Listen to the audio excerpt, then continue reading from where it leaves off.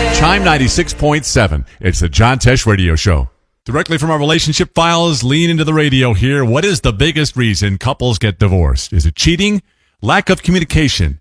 Nope, it's still money issues. Yeah, according to a recent study now by the credit union Experian, nearly 60% of recently divorced adults attributed their divorce to financial issues. And just over half of those said the biggest money issue they had was their former partner's out-of-control spending. Another big money problem a lot of couples have, they have no idea what's going on with their partner's finances before they get married.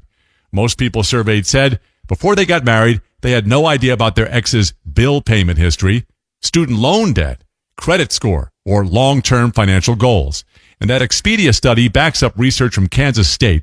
They found if you and your partner fight about money, you're significantly more likely to divorce. According to data from more than 4,500 couples, arguments about money were the top predictor for divorce because the fights are so intense. So it takes longer to recover from them than arguments on other topics. Sonia Britt is a professor of family studies and human services. She says seeing a financial planner can be just as important as premarital counseling when it comes to starting a marriage on the right track. IFYL. Intelligence for your life. And coming up, what's the key to getting hired these days? I'll tell you why management professor Dr. Joanna Dodd-Massey says now more than ever it's important to highlight your hobbies on every resume you submit and in every job interview you attend. The link between your hobbies and getting a job is up next.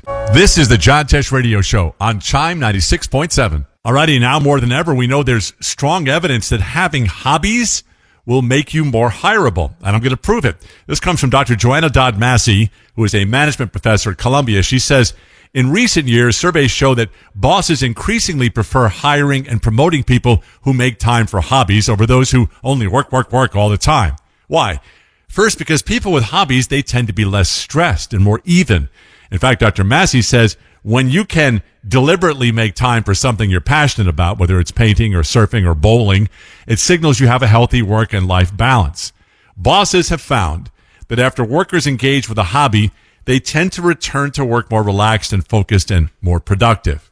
Plus, hobbies help people develop the soft skills that bosses love. For example, people who play a sport tend to be naturally team-oriented. Somebody in a chess club may be better wired for roles in strategic planning and patience. Volunteering is often associated with leadership skills, and a marathon enthusiast has determination. It's why Dr. Massey says you should make a point of highlighting your hobbies on resumes and in your job interviews.